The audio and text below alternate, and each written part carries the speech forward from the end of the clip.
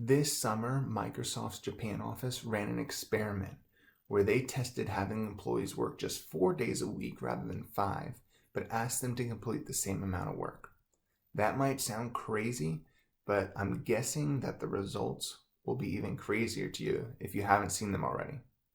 Hi, this is Matt Plummer from Zervana, and in this video, I want to do two things. One, I want to unpack the results from Microsoft's experiment, and two, I want to give you an example of critical thinking in action to show you the power and the value of critical thinking and to deploy in action some of the tools that are necessary for critical thinking. So what happened in Japan at Microsoft's office this summer? They were able to improve productivity, yes, improve productivity by 40% while decreasing the days worked by 20%.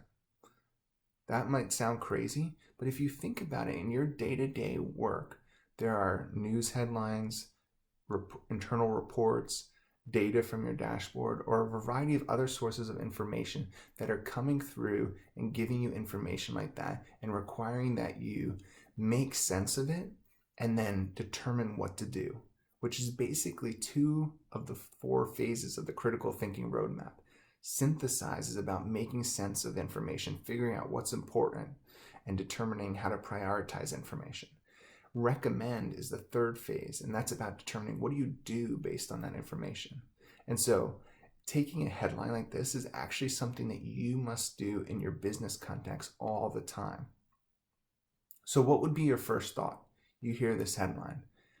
Most people, I'm guessing, would say, well, it worked for Microsoft. We should think about how to put this into action in our workplace.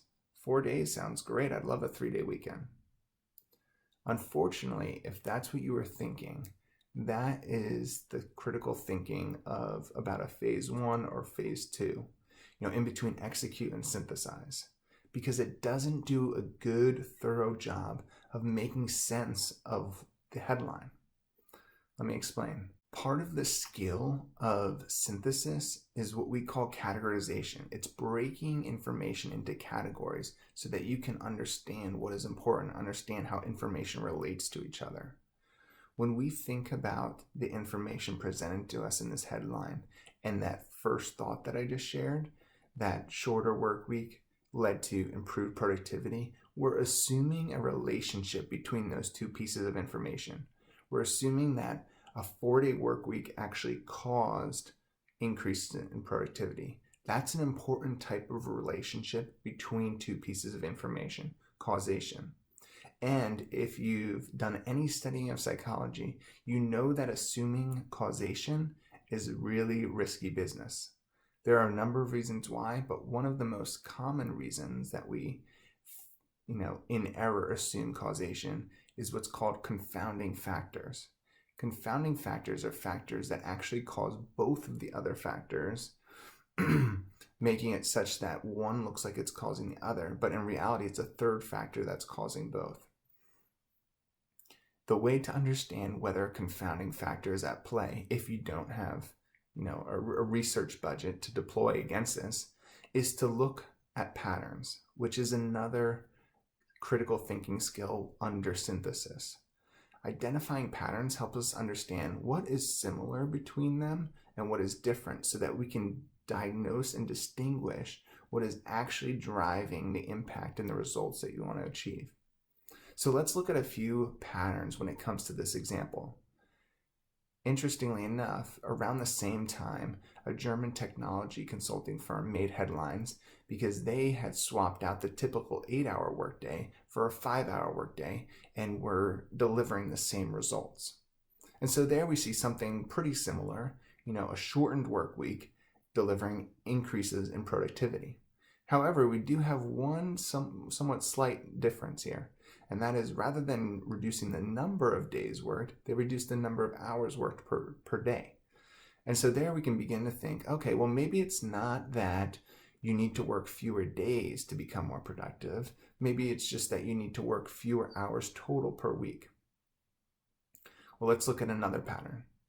About 10 years ago, a Harvard Business School professor, Leslie Perlow, did some experiments at the Boston Consulting Group, which is, one of the premier consulting firms in the world. And the experiment she ran was to ask teams to commit to have a predictable time off each week, which meant that each team member had one night a week where they would leave work at a reasonable time and not touch work again till the next morning. That might not sound like a lot, but for a place like BCG, that was a significant ask. And what she found was that by the teams that did this, who engaged successfully in the experiment, actually improved client satisfaction results, essentially productivity. And they also were able to reduce the number of hours they were working per week. So here again, we see another pattern. We see productivity going up and we see hours going down. But interestingly enough, the experiment that she ran did not require in any way that hours would go down. Essentially, those employees, those teams at BCG could have just worked the same number of hours per week, but shifted them to either another night or the weekend. So what we see here is a difference in terms of what was required. It was required that they change the way that they were doing the work in order to have a night off, but they didn't have to work fewer hours, and yet we get a similar result. One last pattern for you.